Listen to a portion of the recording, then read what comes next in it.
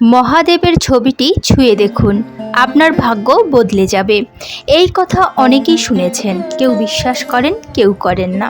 কিন্তু আমি আজ বলবো, এটা শুধু একটি বাক্য নয়, এটা এক বিশ্বাসের স্পর্শ, যেটা যুগ যুগ ধরে আমাদের ঋষিমুনি সাধকরা করে গেছেন। শাস্ত্রে বলা হয়েছে, রূপম দৃষ্টা নমস্কৃত্য প্রণম্য শ্রদ্ধান্বিত প্রার্থয়ত কামনাম সন্তুতস্য শম্ভুর প্রসাদত। শিবপুরাণ কাশীখণ্ড। মানে, যে ব্যক্তি শ্রদ্ধা সহকারে মহাদেবের রূপ দেখে, প্রণাম করে, ছবি বা মূর্তিকে স্পর্শ করে, তার সকল কামনা পূর্ণ হয় ভোলানাথের করুণায়। আজ আমি আপনাদের শোনাবো একটি সত্যিকারের পৌরাণিক কাহিনী, যেখানে একটি মেয়ে শুধুমাত্র মহাদেবের ছবির স্পর্শে বদলে দিয়েছিল নিজের দুর্ভাগ্য। এমনই এক অলৌকিক কাহিনী যেটা শিবপুরাণে লেখা আছে। শুধু মন দিয়ে শোনার অনুরোধ করছি। অশ্বপতির কন্যা সুশীলা ও শিবের ছবির অলৌকিক আশীর্বাদ। উৎস শিব মহাপুরাণ বিদ্যেশ্বর সংহিতা। কাহিনী শুরু। প্রাচীনকালে অশ্বপতি নামে এক পরাক্রমশালী রাজা ছিলেন। তার একটি মাত্র কন্যা ছিল, সুশীলা। অপূর্ব রূপবতী, কিন্তু ভাগ্যে ছিল না শান্তি। রাজার কন্যা হলেও ছোটবেলা থেকেই তার মধ্যে ছিল এক অদ্ভুত নির্বাণ নির্লিপ্ততা, যেন সব কিছু ছেড়ে কেবল ভক্তিতে বাঁচতে চায়। কিন্তু ভাগ্য ছিল নিষ্ঠুর। জন্মের পর থেকেই রাজ্যে দুর্ভিক্ষ, রাজার শত্রু বৃদ্ধি এবং বহুবার সুশীলা মরণাপন্ন অবস্থায় পড়ে। রানী একবার বিরক্ত হয়ে বলেছিলেন, এই মেয়েটা জন্মেই রাজ্য নষ্ট করে দিচ্ছে, কেমন যেন অশুভ। সুশীলা সব শুনত, কিন্তু কিছু বলতো না। সে চুপচাপ এক কোণে বসে মহাদেবের একটি ছবির সামনে প্রার্থনা করত। সেই ছবিটি ছিল তার ঠাকুমার হাতে আঁকা। সাদা কাগজে আঁকা একটি ত্রিনয়ন মহাদেবের মুখ, চন্দন দিয়ে ঘেরা। প্রতি ভোরে যখন সবাই ঘুমোতো, সুশীলা সেই ছবিটি সামনে রেখে বলতো, হে ভোলানাথ, তুমি আমার রক্ষাকর্তা। সবাই বলে আমার জন্ম অভিশাপ। আমি বলি, তুমি যদি সত্যি আশীর্বাদ দাও, আমি তোমার মেয়ে, আমার ভাগ্য বদলে দাও। সেই ছবি সে কপালে ছুঁয়ে প্রণাম করত, মাথায় রাখত। এভাবে চলল 7 বছর। একদিন রাতে রাজপ্রাসাদে আগুন লাগে। সবার ধারণা সুশীলা মৃত, কিন্তু ভোরে দেখা যায় আগুনের মধ্যে থেকেও সুশীলা অক্ষত। সে দাঁড়িয়ে মহাদেবের ছবিটি কাঁধে নিয়ে হাসছে। লোকজন দেখে হতবাক। পেছনে দাঁড়িয়েছিলেন এক সাধু। তিনি বলেন, এই মেয়ের ভাগ্য কেউ নয়, ভোলানাথ নিজে লিখেছেন।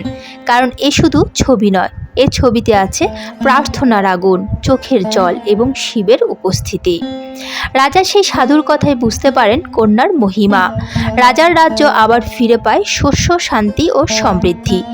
সুশীলা পরবর্তীতে রাজ্য পরিচালনা করে ভোলানাথের আদর্শ মেনে, বিনয়, করুণা ও ত্যাগের মাধ্যমে।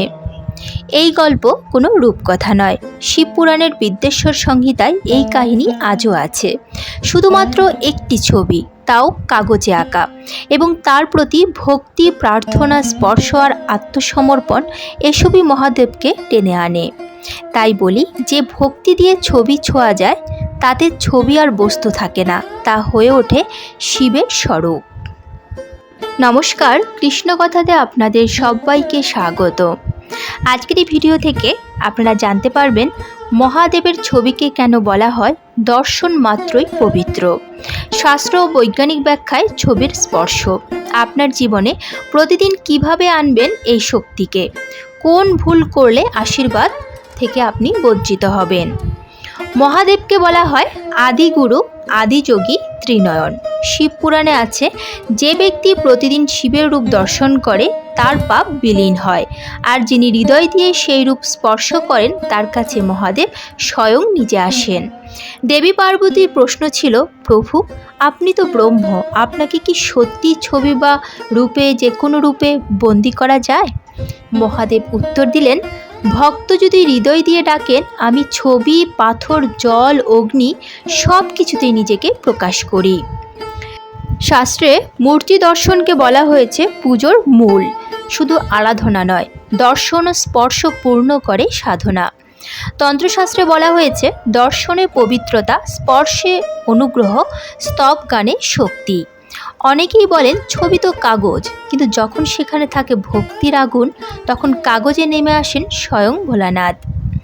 আকারহীন ঈশ্বর স্বেচ্ছায় আকারে আসেন যাতে ভক্ত তাকে স্পর্শ করতে পারেন, আর সেই স্পর্শের সৃষ্টি হয় চেতনা। সেই চেতনার মাধ্যমে বদলে যায় ভাগ্য। চলুন এর বিজ্ঞানসম্মত ব্যাখ্যা জেনে নেওয়া যাক।